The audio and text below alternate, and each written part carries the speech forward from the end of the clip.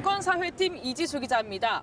화물연대 간부가 운송업체에게 돈을 뜯어온 소식을 얼마 전에 제가 전해드렸는데요. 이 보도가 나간 뒤 제보가 잇따랐습니다. 노조 간부라는 지위를 이용해 저지른 전횡과 비리가 더 있다는 건데요. 대체 무슨 일이 벌어진 건지 바로 가보겠습니다. 경북 포항으로 갔습니다.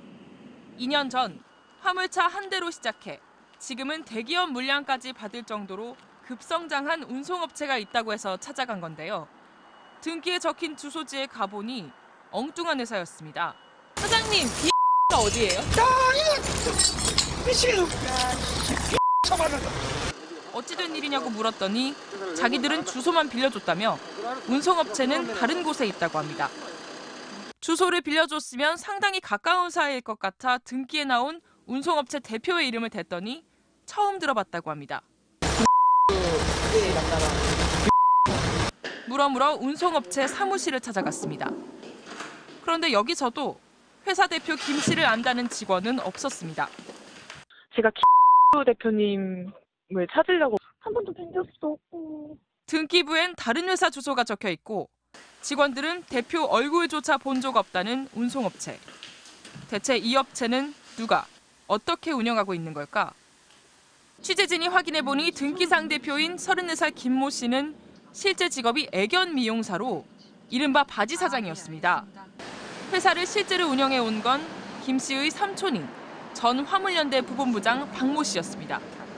다시 말해 화물연대 간부가 직접 운송회사를 차리면 문제가 될까 봐 친척 명의를 빌려서 사업을 해온 겁니다. 지적하는 얘기에 대해서 아무것도 모르고요. 그거를 실제로 움직이는 거는... 평범한 화물차 기사였던 박 씨는 어떻게 운송회사까지 차명으로 운영하게 된 걸까? 박 씨는 10년 전 화물연대 포항지부 조직부장을 시작으로 지부장을 2번 역임하고 올 초엔 화물연대 부본부장에 올랐습니다. 지역 노조 간부를 규합해 화사모, 즉 화물연대를 사랑하는 사람들의 모임이란 조직도 운영했습니다. 무슨 일이 있어서 인원동원도 할 수 있게끔 그런 사실은 책임입니다. 차도 와서 이렇게 몇 시까지 몇 시에 집으로 집합하시오. 세력을 키운 뒤엔 화물주나 대형 운송업체를 압박해 화물 운송 계약을 좌지우지했다고 합니다. 화주사가 운송업체를 정할 때 자기 마음대로 못하고 박 씨 눈치부터 봐야 했다는 겁니다. 막 운송차 찾고 있었거든요. 그걸 다 막고 있었다고. 업체 선정하는 과정에서 이제 이미 찍어놨기 때문에. 지금 이 장면, 누군가 공장 입구를 막아놓고 화물이 밖으로 나가지 못하도록 하는 모습인데요. 화물주가 고른 운송업체 말고 자기가 지정한 특정 업체와 계약하게 하려고 박 씨가 노조 간부들을 동원해 실력 행사를 한 겁니다. 저 업체 들르면 나 너가 일 못하게 하고 문대를 막을 테니까 너가 하고 싶은 대로 해봐라.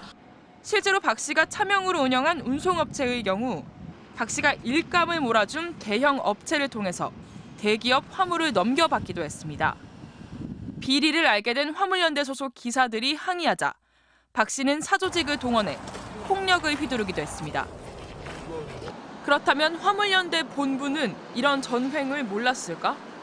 화물연대 조합원들은 박 씨가 노조 규정에서 금지한 사조직까지 만들어 실력 행사를 한다고 본부에 알렸지만 아무런 조치가 없었다고 말합니다. 본부에서도 아나요? 이 화사모란 조직을? 본부장 정도는 알 거예요. 본부장도 왔으니까. 화물연대 본부는 박 씨가 운송업체한테 수시로 뒷돈을 받았다는 MBC 보도가 나온 뒤에야 박 씨를 제명하고 조사에 착수했습니다. 지난 10년간 노조를 앞세워 사익을 챙긴 것으로 지목된 박 씨. 그는 해명이라도 해달라는 취재진의 거듭된 요청에 이렇게 답했습니다.